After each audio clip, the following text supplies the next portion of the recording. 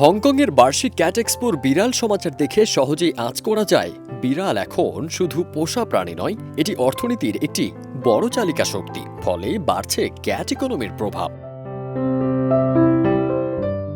প্রতি বছরের মতো হংকংয়ে আয়োজিত ৩ দিনব্যাপী এক্সপোতে অংশ নেন প্রায় ১০,০০০-এর বেশি বিড়াল প্রেমী। মানুষের ভিড়ে গম গম করে পুরোটা পরিবেশ। প্রতিটি স্টলে রয়েছে বিড়ালের খাবার, খেলনা, ফ্যাশনেবল কলার, ঘরের সাজসজ্জার সামগ্রী ও বিড়ালের জন্য হাতে বানানো গয়না।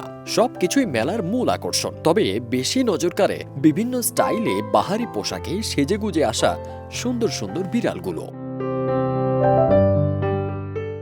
এক্সপোর অন্যতম প্রধান আয়োজন হচ্ছে সিএফএ ডব্লিউসিসি ক্যাট শো প্রতিযোগিতা, যেখানে দেশি বিদেশি নানা প্রজাতির সেরা বিড়ালরা অংশ নেয়। বিচারকরা সৌন্দর্য, স্বাস্থ্য, আচরণ ও প্রজাতিগত বৈশিষ্ট্যের ভিত্তিতে বিজয়ী নির্বাচন করেন। দর্শকদের আগ্রহ তুঙ্গে, আর অনেক মালিকের কাছে এটি তাদের পোষা বিড়ালকে আন্তর্জাতিকভাবে তুলে ধরার সুযোগ। বিশেষজ্ঞরা জানান, এই অর্থনীতির মধ্যে রয়েছে পোষা প্রাণী বান্ধব হোটেল, ক্যাফে এবং পর্যটন খাত। অনেকে ভ্রমণ সংস্থা এখন পোষা বিড়াল সহ ভ্রমণের বিশেষ প্যাকেজ দিচ্ছে, যা অর্থনীতিতে নতুন বাজার তৈরি করেছে। আয়োজকরা জানান, ক্যাট এক্সপো শুধু বিনোদন নয়, এটি ব্যবসায়ীদের জন্য বড় ধরনের অর্থনৈতিক সুযোগ তৈরির পাশাপাশি পোষা প্রাণীর যত্ন ও দায়িত্বশীল মালিকদেরও নানা বিষয়ে সচেতনতা বাড়াচ্ছে। ফারদিন সানি, দেশ রূপান্তর।